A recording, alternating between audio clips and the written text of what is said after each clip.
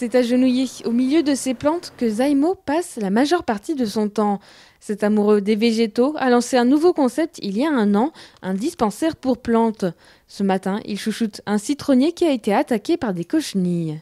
Je fais un peu de nettoyage, et un peu de taille, parce que l'arbre il est un peu mal taillé. Et du coup, j'enlève tous les chicots morts, parce que si on le laisse comme ça devient des portes ouvertes à des parasites. Là, je suis en train de les traiter depuis une semaine, et du coup, il a perdu toutes ses feuilles. Il y a plein de branches qui sont mortes, mais il est encore vivant. Dans un coin du lieu artistique et solidaire Wagonsouk, plus de 150 arbustes, bulbes, arbres fruitiers ou plantes d'intérieur se côtoient. Chaque fin de semaine, Zaimo récupère les invendus auprès d'une jardinerie du quartier et d'un magasin de meubles suédois. Et après un premier état des lieux, il les soigne, les rempote ou les propose directement à l'adoption. L'occasion de sensibiliser les particuliers aux besoins des végétaux. C'est celle qu'on appelle la corne d'élan? Voilà, c'est ça, exactement. Il y a une intéressée là. Exactement. C'est une plante résiliente à 100%. En fait, elle se mange elle-même sans tiro. Pour Elodie et Pascal, déjà collectionneurs de plantes d'intérieur, prendre soin d'elles est essentiel. Moi, je trouve ça pas mal parce que ça évite que tout le monde jette les plantes dehors. En fait, ils finissent dans la poubelle. C'est un peu comme les animaux. Ils vont prendre des animaux et à un moment, ils vont en avoir ras-le-bol et ils vont les mettre dehors. Pour moi, c'est un être vivant, quoi.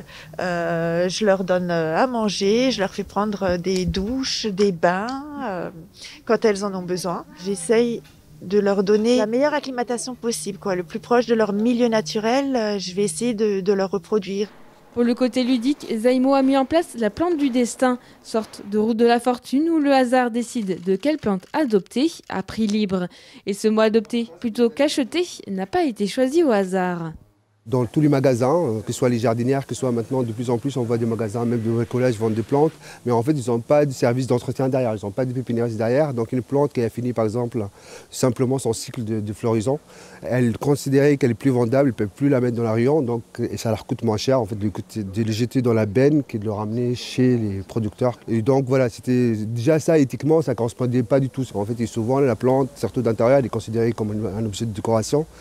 Et pourtant, c'est un être vivant qui a son histoire, qui vient de quelque part. Adopter, c'est aussi une façon de dire, c'est comme un petit animal, en fait. C'est un être vivant qu'on adopte. Chaque semaine, 60 à 80 personnes viennent ainsi adopter et un espace de troc permet d'échanger ses graines et végétaux. En avril, une micro-pépinière de quartier sera installée à proximité du Wagonsouk pour permettre la reproduction de plantes remarquables et continuer la transmission des savoirs.